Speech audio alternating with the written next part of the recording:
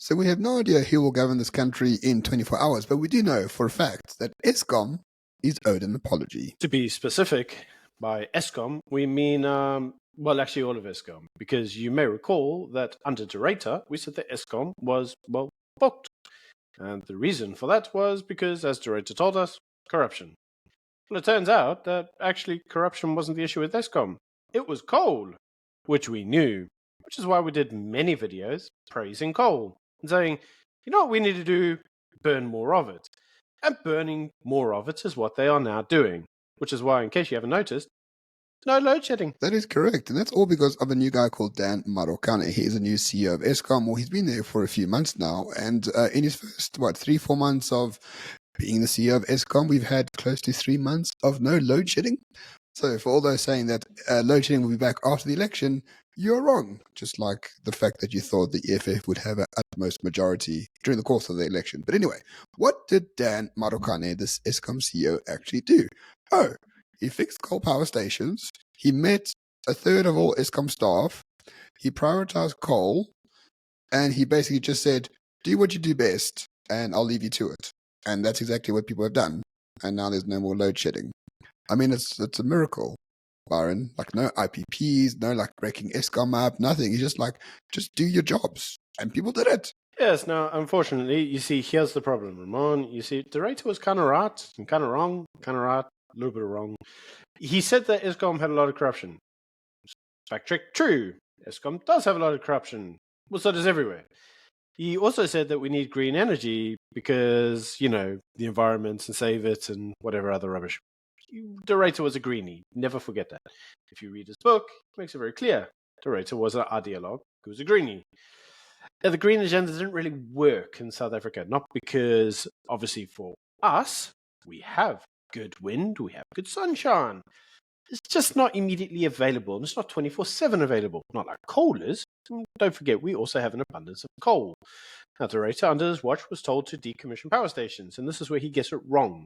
He actually did it. He decommissioned power stations and stopped burning coal because of emissions. There were other things that De Ruyter did. He forced a lot of the power stations into refurbishment. And by power stations, we mean things like Kubo.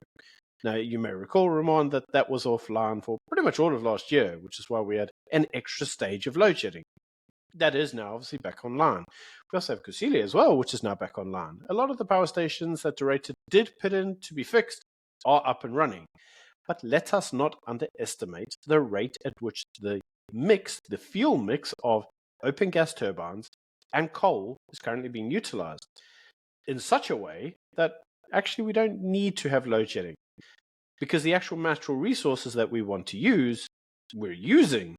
Now, De Ruyter didn't want to use these resources because he wanted to force everything onto the green agenda. You know, the renewables, because, you know, you can't steal the sun, according to De Ruyter. And unfortunately, South Africa isn't yet ready to adopt the green agenda. We need to use what we have.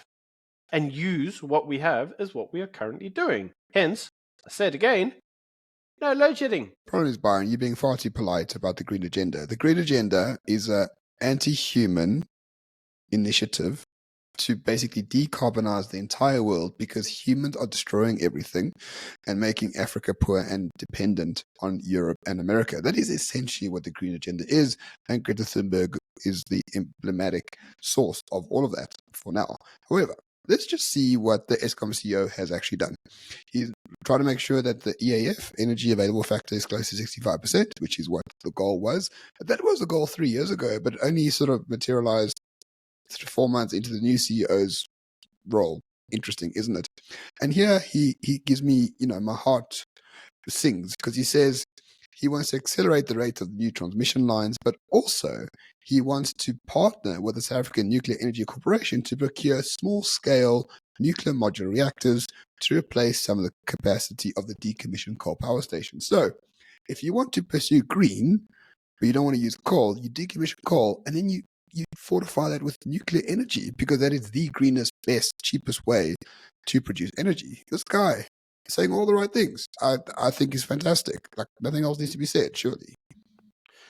Well, actually, something does need to be said, and that is the chain of causation, because as you are explaining it, you're 100% correct. get small nuclear reactors. And for those of you who have watched our channel for a long time, you will notice for the last 2 years, we actually said the best way to solve energy independence in South Africa is to get small modular nuclear reactors.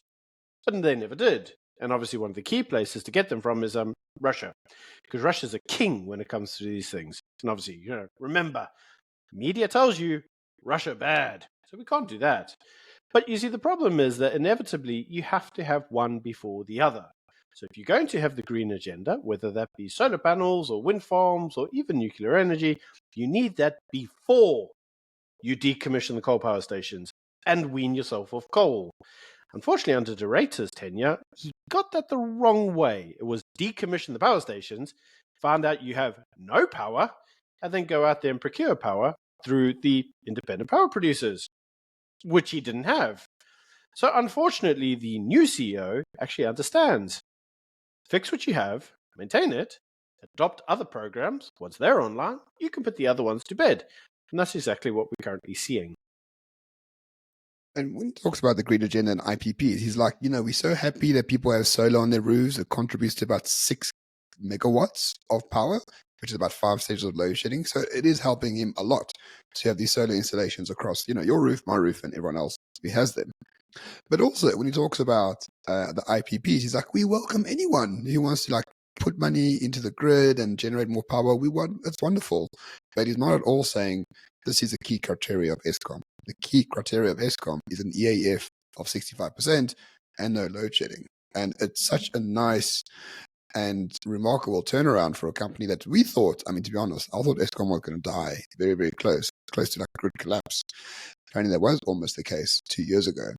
Just a remarkable turnaround, remarkable CEO, remarkable board. I must admit, remarkable Minister of Electricity. For once, they've actually solved something. And I think this is a good news story, and we should all be happy about it. Yes. Now, for those of you who also read the Propaganda 24 and the mainstream media, never forget, Ramokapa is a bad cater because he stole some money one time. Unfortunately, Ramokapa also managed to solve load shedding and give us stable electricity. This is not to say this will remain this way. We are still in the new terms of a government. Things may drastically change.